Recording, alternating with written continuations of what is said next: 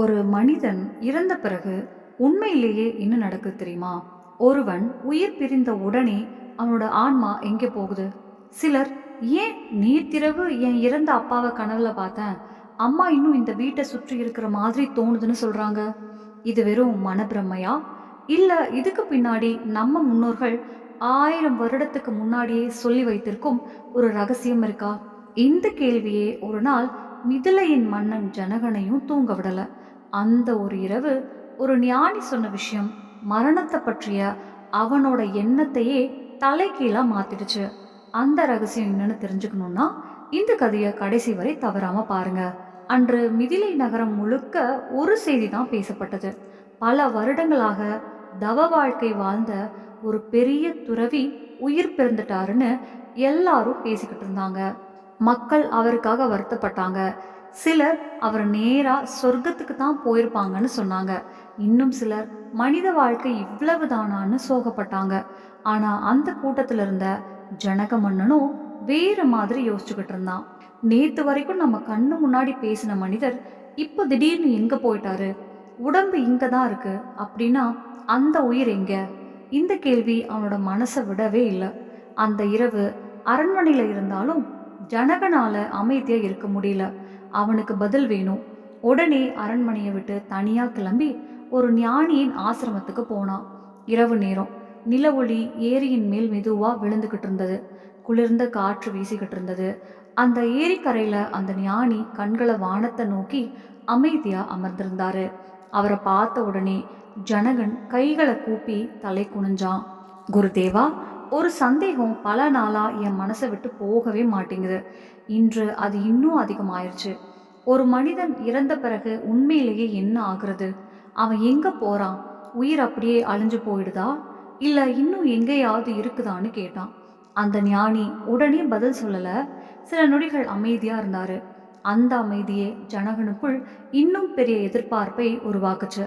பிறகு மெதுவா ஜனகனை பார்த்து, ராஜா, நீ மரணம் அப்படின்னு சொல்றது உடம்புக்கு மட்டும்தான், ஆன்மாவுக்கு இல்லைன்னு சொன்னாரு. அந்த ஒரு வார்த்தை ஜனகனை அதிர்ச்சி அடைய வச்சது. உடம்பு சாகுது, ஆனா ஆன்மா சாகாதா? அது எப்படி சாத்தியம் குருதேவா? இதை எப்படி நம்புறதுன்னு அவன் உடனே கேட்டான். அந்த ஞானி லேசா சிரிச்சாரு. உனக்கு நேரடியா பதில் சொன்னா அது வார்த்தையாவே இருக்கும். ஆனா ஒரு சம்பவத்தை சொல்றேன். அதை கேட்ட பிறகு பதில் உனக்கே புரியும்னு ஆரம்பிச்சாரு.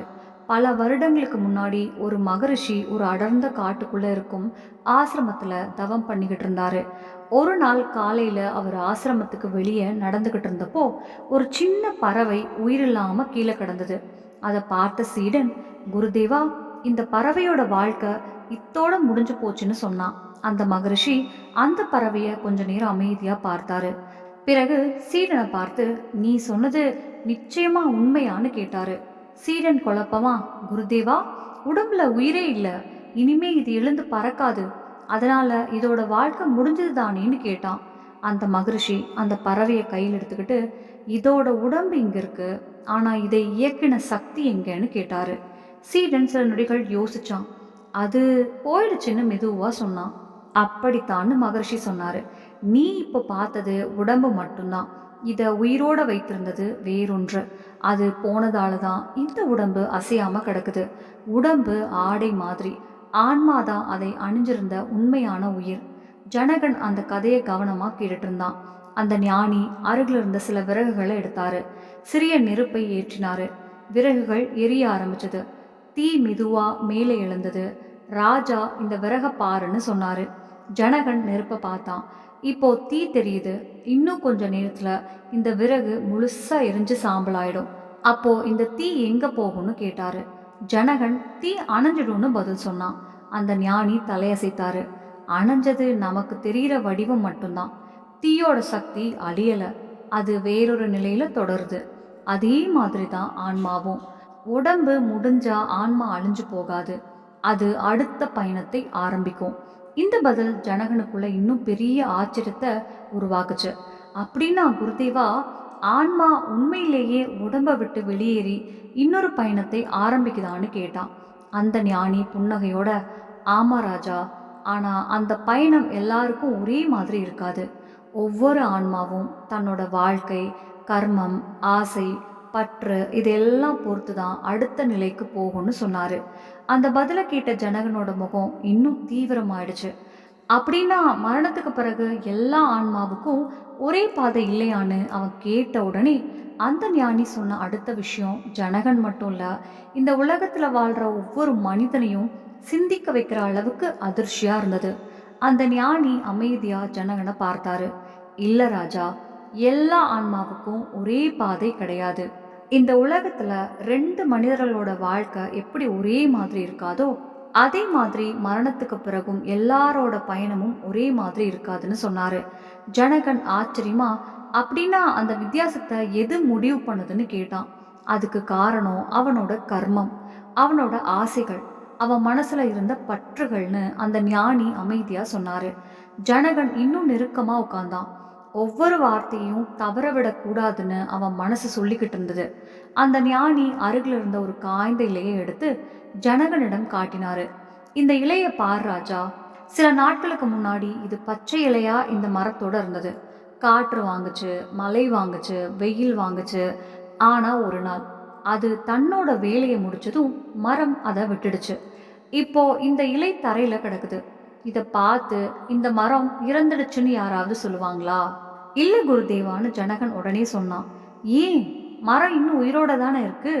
அந்த ஞானி சிரிச்சாரு. அதே மாதிரி தான் உடம்பும். உடம்பு ஒரு நாள் கீழே விடும். ஆனா அதை உயிரோட வைத்திருந்த ஆன்மா அழியாது. அது அடுத்த நிலைக்கு நகரும். அதனாலதான் ஞானிகள் மரணத்தை முடிவுன்னு சொல்ல மாட்டாங்க, அது ஒரு மாற்றம் தான்னு சொல்லுவாங்க. அந்த வார்த்தைகள் ஜனகனோட மனசுக்குள்ள ஆழமா பதிஞ்சது. சில நொடிகள் யாருமே பேசல. அதுக்கப்புறம் ஜனகன் மெதுவா கேட்டான், குருதேவா, அந்த அடுத்த நிலைனா என்ன? எல்லா ஆன்மாவும் ஒரே இடத்துக்கு தான் போகுதா? அந்த ஞானி தலையசைத்தாரு. இல்ல ராஜா, ஆன்மாவோட பயணத்துக்கு 3 வழிகள் இருக்கு. ஜனகன் உடனே கவனமா பார்த்தான். முதல் வழி, இந்த உலகத்தில் இருக்கிற பொருள், சொத்து, குடும்பம், கோபம், ஆசை இதெல்லாம் விட முடியாம வாழ்ந்தவங்க. உடம்பு போனாலும் மனசு இன்னும் அதையே பிடிச்சுக்கிட்டு இருக்கும். அந்த மாதிரி ஆன்மா சில காலம் பூமியோட பிணைந்தே இருக்கும். இந்த பதில கேட்ட ஜனகன் கொஞ்சம் அதிர்ச்சி அடைஞ்சான். அதனாலதான் சிலர் இறந்த தங்களோட உறவினர்கள் இன்னும் வீட்டை சுற்றி இருக்கிற மாதிரி உணர்றாங்களான்னு கேட்டான். அந்த ஞானி உடனே பதில் சொல்லல. சில நொடிகள் அமைதியா இருந்தாரு. அந்த கேள்விக்கான பதில நான் கொஞ்சம் நேரத்துக்கு அப்புறம் சொல்றேன். அதுக்கு முன்னாடி மீதி 2 நிலைகளையும் புரிஞ்சுக்கணும். ஜனகன் அமைதியா தலையசைத்தான். 2வது, நல்ல மனசோட வாழ்ந்தவங்க, பிறருக்கு உதவி செஞ்சவங்க, தர்மத்தோட வாழ்ந்தவங்க, அவங்களோட ஆன்மா இன்னும் உயர்ந்த நிலைக்கு போகும். அவர்கள் தங்களோட கர்மத்துக்கு ஏற்ற பயணத்தை தொடருவாங்க. அப்போ 3வது நிலை, அந்த ஞானியோட முகம் இன்னும் அமைதியாயிடுச்சு. 3வது நிலை தான் ரொம்ப அரிது ராஜா. தான் உடம்பு இல்ல, ஆன்மாதான் தன்னோட உண்மையான இயல்புன்னு உயிரோடு இருக்கும்போதே உணர்ந்தவங்க. அவங்களுக்கு பிறப்பும் இல்லை, இறப்பும் இல்லை, பயமும் இல்லை. அவங்க இந்த சுழற்சியையே தாண்டிடுவாங்க. ஜனகனுக்கு உடம்பெல்லாம் சிலிர்த்தது. அப்படின்னா மரணத்தையே வெல்ல முடியுமா குருதேவா? மரணத்தை இல்லை ராஜா, மரண பயத்தை. அந்த ஒரு பதில் ஜனகனுக்குள்ள இருந்த ஏராளமான சந்தேகங்களை உடைச்சது. ஆனா அதே நேரத்துல இன்னொரு புதிய கேள்வி பிறந்துச்சு. ஒரு ஆன்மா உடம்பை விட்டு வெளியேறும் போது அதுக்கு முதல்ல என்ன தெரியுது? அது உடம்பை விட்டு பிரிஞ்சதை உடனே உணருமா? இந்த முறை அந்த ஞானி ஆழமா மூச்சு இழுத்தாரு. ராஜா, இந்த கேள்விக்கான பதில் பலரையும் பயமுறுத்தும். ஏன்னா மரணத்துக்கு அடுத்த நொடியில என்ன நடக்குதுன்னு வேதங்களே சொல்லி இருக்குது. அதை கேட்ட ஜனகன் அதிர்ச்சியோட அவரையே பார்த்துக்கிட்டு இருந்தான். ஜனகன் எந்த வார்த்தையும் பேசாம அந்த ஞானியையே பார்த்துக்கிட்டு இருந்தான். அவனோட முகத்துல ஆர்வமும் பயமும் கலந்திருந்தது. குருதேவா, தயவு செஞ்சு சொல்லுங்க, மரணத்துக்கு அடுத்த நொடியில உண்மையிலேயே என்ன நடக்குதுன்னு மெதுவா கேட்டான். அந்த ஞானி சில நொடிகள் கண்களை மூடிக்கிட்டாரு. பிறகு மெதுவா பேச ஆரம்பிச்சாரு. ராஜா, மனிதன் உயிரோடு இருக்கிற வரைக்கும் நான் தான் இந்த உடம்புன்னு நினச்சிக்கிட்டு வாழ்கிறான். அந்த எண்ணம் அவனுக்குள்ள இவ்வளவு ஆழமாக பதிஞ்சிருக்கும். அதனால உயிர் உடம்பை விட்டு பிரிஞ்ச உடனேயே பல ஆன்மாக்களுக்கு முதல்ல என்ன நடந்துச்சுன்னே புரியாது. இந்த வார்த்தையை கேட்ட ஜனகன் அதிர்ச்சி அடைஞ்சான். என்ன சொல்றீங்க குருதேவா? ஆன்மாவுக்கே அது இறந்துட்டதுன்னு தெரியாதா? ஆமாம் ராஜா, பலருக்கு உடனே தெரியாது. ஜனகன் அமைதியா அவரை பார்த்தான். அந்த ஞானி தொடர்ந்தாரு. அதை புரிய வைக்க ஒரு பழைய சம்பவம் இருக்கு. பல வருடங்களுக்கு முன்னாடி ஒரு அடர்ந்த காட்டுக்குள்ள ஒரு ஆசிரமம் இருந்தது. அங்க ஒரு வயதான முனிவர் வாழ்ந்துகிட்டு இருந்தாரு. அவரு தவ வாழ்க்கை வாழ்ந்தாலும் தன்னோட குடும்பத்தின் மேல ரொம்ப பாசம் வைத்திருந்தாரு. மனைவி பிள்ளைகள் நினைப்பு எப்பவுமே மனசுக்குள்ள ஓடிக்கிட்டே இருக்கும். ஒரு நாள் வயசு காரணமா அவர் உயிர் பிரிஞ்சிடுச்சு. ஆசிரமத்துல இருந்த சீடர்கள் எல்லாரும் வருத்தப்பட்டாங்க. இறுதிச் சடங்குக்கான ஏற்பாடுகளை செய்ய ஆரம்பிச்சாங்க. ஆனா அதே நேரத்துல அந்த ஆசிரமத்தோட பெரிய ஞானி தியானத்துல இருந்தாரு. திடீர்னு கண்களை திறந்து, இல்ல, அவர் இன்னும் போகலன்னு சொன்னாரு. அதை கேட்ட சீடர்கள் அதிர்ச்சி அடைஞ்சாங்க. குருதேவா, நீங்க என்ன சொல்றீங்க? அவர் உடம்புல உயிரே இல்லையேன்னு கேட்டாங்க. அந்த ஞானி அமைதியா சிரிச்சாரு. உடம்புல உயிர் இல்ல, அது உண்மைதான். ஆனா அவரோட உணர்வு இன்னும் இந்த உடம்பையும் குடும்பத்தையும் விட்டு பிரியாம இருக்குதுன்னு சொன்னாரு. சீடர்களுக்கு ஒண்ணுமே புரியல. அதுக்கப்புறம் அந்த ஞானி மறுபடியும் தியானத்துக்குள்ள போனாரு. கொஞ்ச நேரம் கழிச்சு கண்களை திறந்து அவரு இப்போ தன்னோட மனைவியையும் பிள்ளைகளையும் பார்த்துக்கிட்டு இருக்காரு. அவர்கள் அழுறத பார்த்து அவர்களிடம் பேச முயற்சி பண்றாரு. நான் இங்கதான் இருக்கேன், அழாதீங்கன்னு சொல்லணும்னு நினைக்கிறாரு. ஆனா அவர் குரல் யாருக்கும் கேட்கலன்னு சொன்னாரு. இந்த கதையை கேட்ட ஜனகனுக்கு உடம்பெல்லாம் நடுங்க ஆரம்பிச்சுது. அப்படின்னா மரணத்துக்கு பிறகு ஆன்மா எல்லாத்தையும் பார்க்குமா? அந்த ஞானி மெதுவா தலையசைத்தாரு. சில ஆன்மாக்கள் பார்க்கும் ராஜா, ஆனா அது எல்லாருக்கும் ஒரே மாதிரி இருக்காது. ஜனகன் இன்னும் ஒரு கேள்வி கேட்டான். அப்படின்னா அது எந்த உடம்புல இருக்குது? உடம்பு இங்க இருக்குது, ஆன்மா வேற எப்படி இருக்கும்? அந்த ஞானி அருகில் இருந்த தண்ணீர் நிரம்பிய பாத்திரத்தை எடுத்தாரு. அதுல நிலவோட பிம்பம் தெளிவா தெரிஞ்சது. ராஜா, இந்த தண்ணீர்ல நிலவு தெரியுதா? தெரியுது குருதேவா. இந்த பாத்திரத்தை இப்போ உடைச்சிட்டா நிலவு உடைஞ்சிடுமா? இல்ல, தண்ணீர்ல தெரிஞ்ச பிம்பம் தான் மறையும். அந்த ஞானி புன்னகைச்சாரு. அதே மாதிரிதான் மனித உடம்பும். உடம்பு அழியும், ஆனா உணர்வு அழியாது. அது வேறொரு நிலையில தொடரும். அதனாலதான் வேதங்கள் இத சூட்சம உடல்னு சொல்றது. ஜனகன் அந்த வார்த்தையை முதல் முறையா கேட்டான். சூட்சம உடலா? ஆமா ராஜா, கண்களால பார்க்க முடியாத ஒரு நிலை. அதுல மனசு இருக்கும், நினைவுகள் இருக்கும், ஆசைகள் இருக்கும், பற்றுகளும் இருக்கும். அதனால சில ஆன்மாக்கள் உடனே முன்னோக்கி போக முடியாம குழப்பத்துல இருக்கலாம்.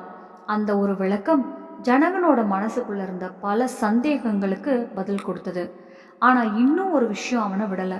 குருதேவா, அப்படின்னா மக்கள் சொல்ற மாதிரி சில வீடுகள்ல இறந்தவங்க இருக்கிற மாதிரி உணர்றது, அதுக்கு பின்னாடி உண்மையிலேயே ஏதாவது காரணம் இருக்கா? இந்த முறை அந்த ஞானியோட முகம் இன்னும் தீவிரமாயிடுச்சு. ஆமா ராஜா, அந்த கேள்விக்கான பதில் எல்லாராலும் ஏத்துக்க முடியாத அளவுக்கு ஆழமானது. ஒரு தாயோட பாசம், ஒரு தந்தையோட பற்று, நிறைவேறாத ஒரு ஆசை சில ஆன்மாக்களை ஒரே இடத்தில் நிறுத்தி வைக்கவும் செய்யும். அந்த வார்த்தைகளை கேட்ட ஜனகனோட இதய துடிப்பு இன்னும் அதிகமாயிடுச்சு. அந்த வார்த்தைகளை கேட்ட ஜனகன் சில நொடிகள் பேசவே இல்லை. குருதேவா, ஒரு ஆன்மா உண்மையிலேயே ஒரே இடத்துல தங்கும்னு சொல்றீங்களான்னு மெதுவா கேட்டான். அந்த ஞானி அமைதியா தலையசைத்தாரு. ஆமாம் ராஜா, ஆனா எல்லா ஆன்மாவும் அப்படி இருக்காது. ஆழமான பாசம், நிறைவேறாத ஆசை, தாங்க முடியாத பற்று, இந்த மூணுல ஏதாவது ஒன்று அதிகமா இருந்தா சில ஆன்மாக்கள் முன்னோக்கி நகர முடியாம சில காலம் அதே இடத்தை சுற்றி இருக்கும். ஜனகன் உடனே கேட்டான், இதுக்கு ஏதாவது உதாரணம் இருக்கா குருதேவா? அந்த ஞானி மெதுவா சிரிச்சாரு. இருக்கு ராஜா, பல வருடங்களுக்கு முன்னாடி நடந்த ஒரு சம்பவத்தை சொல்றேன். ஒரு கிராமத்துல வயசான ஒரு தாய் வாழ்ந்துகிட்டு இருந்தாங்க. அவருக்கு உலகமே ஒரே ஒரு மகன். அவனுக்காகத்தான் வாழ்ந்தாங்க. அவன் சாப்பிட்டானா, தூங்கினானா, சந்தோஷமா இருக்கானா, இதுதான் அவங்க மனசுல எப்பவும் ஓடிக்கிட்டே இருக்கும். காலம் போக போக வயசு அதிகமாயிடுச்சு.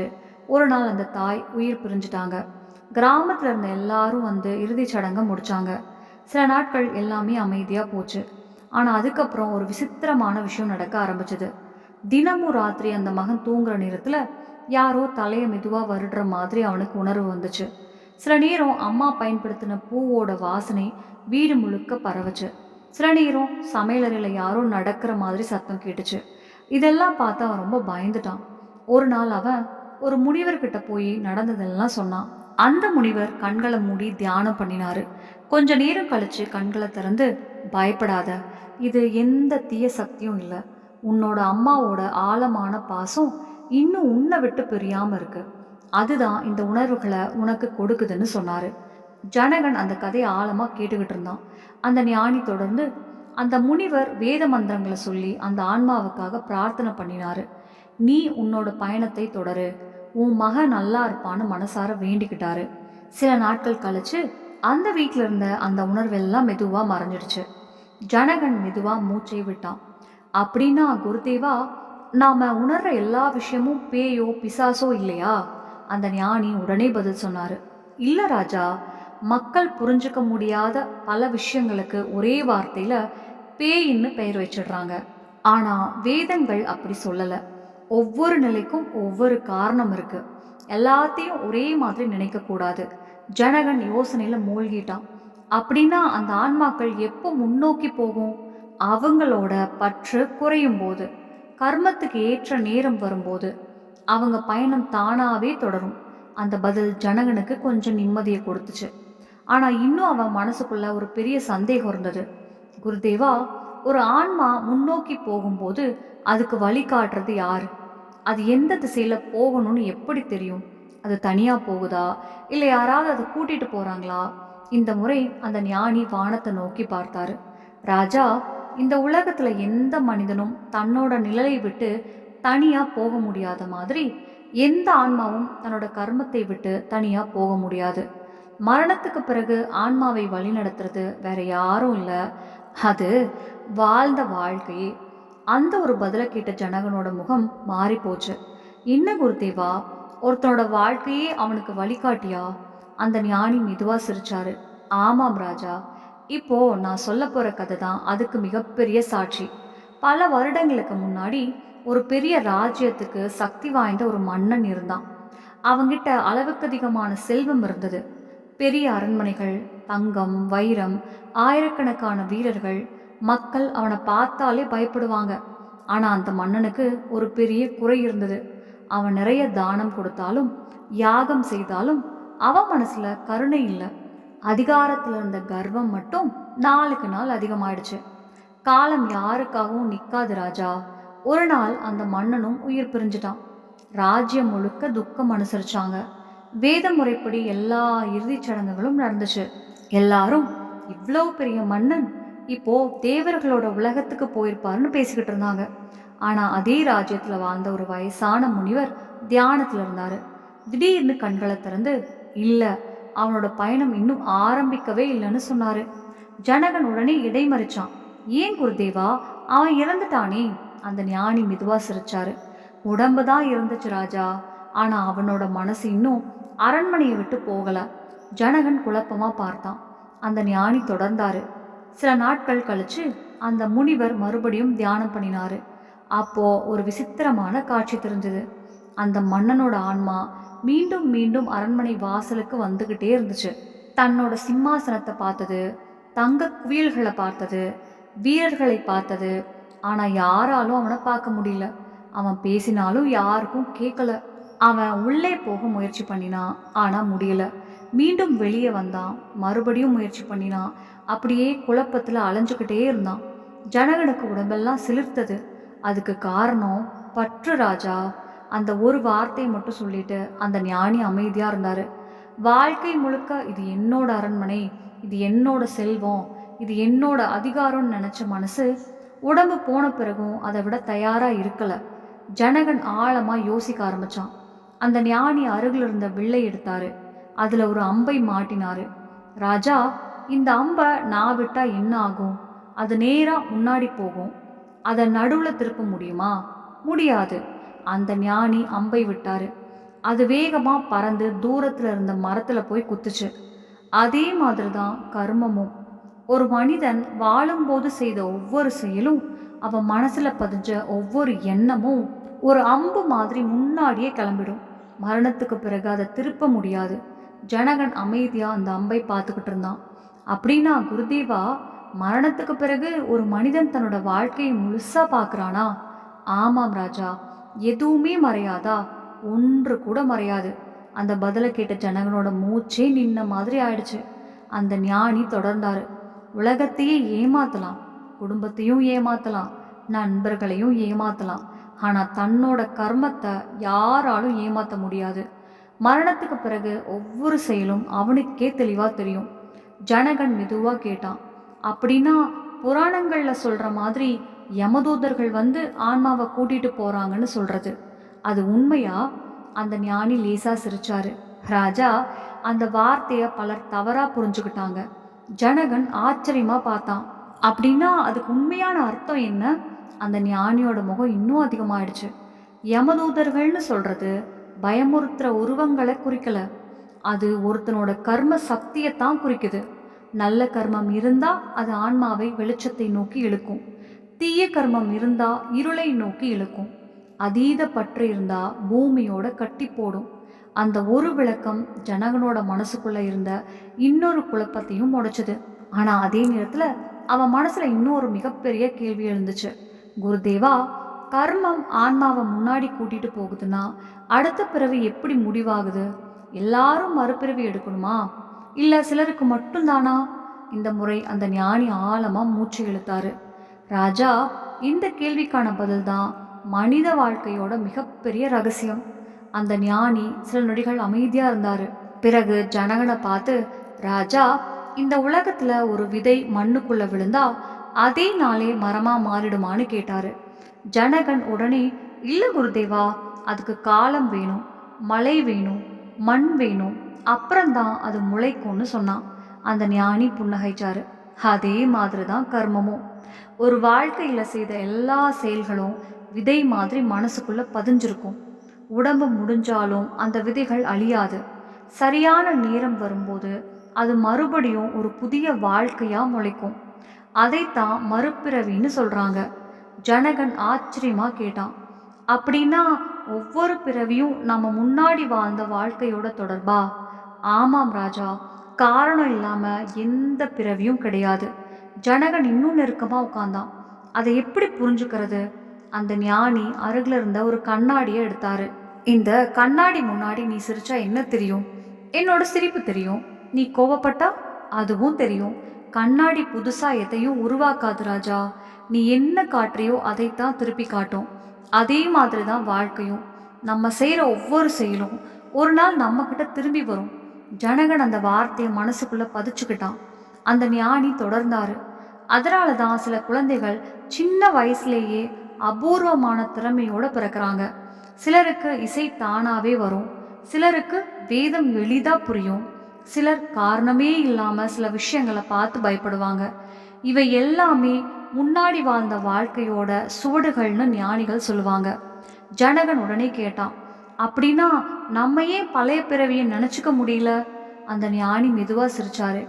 அது நினைவுல இருந்தா யாராலும் புதுசா வாழ்க்கைய ஆரம்பிக்க முடியாது ராஜா. முன்னாடி இருந்த துக்கம், கோபம், பகை எல்லாத்தையும் சுமந்துக்கிட்டு வந்தா ஒரு மனிதன் அமைதியா வாழ முடியுமா?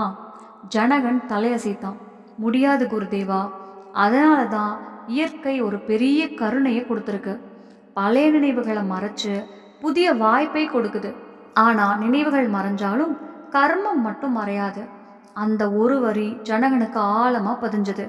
அப்படின்னா குருதேவா, எல்லாரும் கட்டாயமா மறுபிறவி எடுக்கணுமா? அந்த ஞானி வானத்தை பார்த்தாரு. இல்ல ராஜா, ஆசை இருக்கும் வரைக்கும், பற்று இருக்கும் வரைக்கும், கர்மம் முடிஞ்சிருக்காத வரைக்கும் பிறவி தொடரும். ஆனா ஒருத்தன் தன்னோட உண்மையான இயல்பை முழுசா உணர்ந்துட்டா அவனுக்கு மறுபிறவி தேவையே இருக்காது. ஜனகன் ஆச்சரியமா, அதுதான் முக்தியான்னு கேட்டான். ஆமாம் ராஜா, அதுதான் எல்லா முனிவர்களும் அடைய நினைச்ச கடைசி நிலை. ஜனகன் சில நொடிகள் எதுவும் பேசல. அவனோட மனசுக்குள்ள இன்னொரு சந்தேகம் எழுந்துச்சு. குருதேவா, எல்லாத்துக்கும் கர்மம் தான் காரணம்னு சொல்றீங்க. அப்படின்னா நல்ல மனிதர்களுக்கே ஏன் கஷ்டம் வருது? கெட்டவங்க ஏன் சில நேரம் சந்தோஷமா வாழ்றாங்க? இந்த முறை அந்த ஞானி சிரிக்கவே இல்லை. அவரோட முகம் ரொம்ப தீவிரமாயிடுச்சு. ராஜா, இந்த ஒரே கேள்விக்கு தான் உலகத்துல பெரும்பாலான மனிதர்களுக்கு பதில் தெரியாம இருக்கு. இதோட உண்மையான ரகசியத்தை புரிஞ்சுக்கிட்டா வாழ்க்கைய நீ வேற மாதிரி பார்க்க ஆரம்பிச்சிடுவ. சில நொடிகள் யாருமே பேசல. ஏரியில இருந்த தண்ணீர் அசையாம அமைதியா இருந்துச்சு. நில ஒளி மெதுவா அந்த ஏரியில விழுந்துகிட்டு இருந்தது. ஜனகன் கைகளை கூப்பி அந்த ஞானியை வணங்கினான். குருதேவா, நான் இங்க வந்தப்போ மரணத்தை பற்றி தெரிஞ்சுக்கணும்னு நினைச்சேன். ஆனா இப்ப வாழ்க்கை எப்படி வாழணும்னு தெரிஞ்சுக்கிட்டு போறேன். அந்த ஞானி மெதுவா சிரிச்சாரு. ராஜா, மனிதன் எவ்வளவு நாள் வாழ்றான்னு முக்கியம் இல்ல, எப்படி வாழ்றான்னு தான் முக்கியம். நல்ல கர்மம் சேர்த்தவன் மரணத்தை நினைச்சு பயப்பட மாட்டான். ஏன்னா அவனுக்கு தெரியும், உடம்பு தான் ஒரு நாள் முடியும். ஆனா நல்ல செயல்கள் ஒருபோதும் முடிவதில்ல. ஜனகன் தலை குனிஞ்சான். இனிமே என்னோட ஒவ்வொரு முடிவும் தர்மத்தோட இருக்கும் குருதேவா. அதுதான் ஒரு அரசனோட உண்மையான வெற்றி ராஜா. அந்த இரவு ஜனகன் அரண்மனைக்கு திரும்பி நடந்தான்.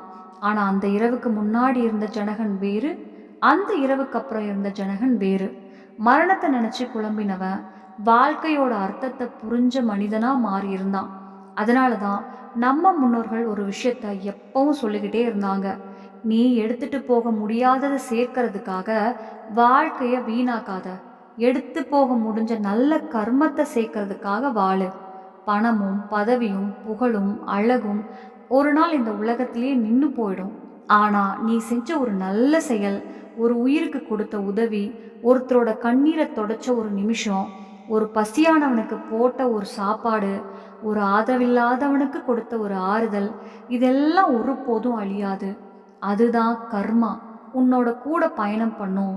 அதனால இப்பவே ஒரு முடிவெடுங்க. யாரையும் வெறுக்காதீங்க, யாரையும் ஏமாத்தாதீங்க. முடிஞ்ச அளவுக்கு உதவி செய்யுங்க. உண்மையா வாழுங்க. தர்மத்தோட வாழுங்க. ஏன்னா வாழ்க்கை எவ்வளவு நீளம்னு நம்ம கையில இல்லை, ஆனா வாழ்க்கை எவ்வளவு அர்த்தமா இருக்கணும்னு நம்ம கையில தான் இருக்கு. இதோட இந்த கதை முடிஞ்சது. இந்த கதையிலிருந்து உங்களுக்கு எந்த ஒரு நல்ல விஷயமாவது புரிஞ்சிருந்தா அதை உங்க வாழ்க்கையில கடைபிடிக்க முயற்சி பண்ணுங்க. இந்த மாதிரி ஆன்மீக கதைகளையும் நம்ம வாழ்க்கையை மாற்றக்கூடிய உண்மைகளையும் தொடர்ந்து பார்க்கணும்னா இப்போவே நம்ம ஆன்மீக தமிழ் சேனலை சப்ஸ்கிரைப் பண்ணி பெல் ஐக்கானை ப்ரெஸ் பண்ணுங்கள். இந்த வீடியோ உங்களுக்கு பிடிச்சிருந்தா லைக் பண்ணுங்கள். உங்கள் கருத்தை கமெண்ட்டில் கண்டிப்பாக சொல்லுங்கள். இந்த கதை இன்னொருத்தரோட வாழ்க்கையும் மாற்றணும்னு நினச்சா அவர்களுக்கும் ஷேர் பண்ண மறக்காதீங்க. மீண்டும் இன்னொரு அருமையான ஆன்மீக கதையோடு உங்களை சந்திக்கிறேன். அது வரைக்கும் நன்றி, வணக்கம். நம்ம சேனல்ல பிடிச்சிருச்சுன்னா லைக் பண்ணுங்க,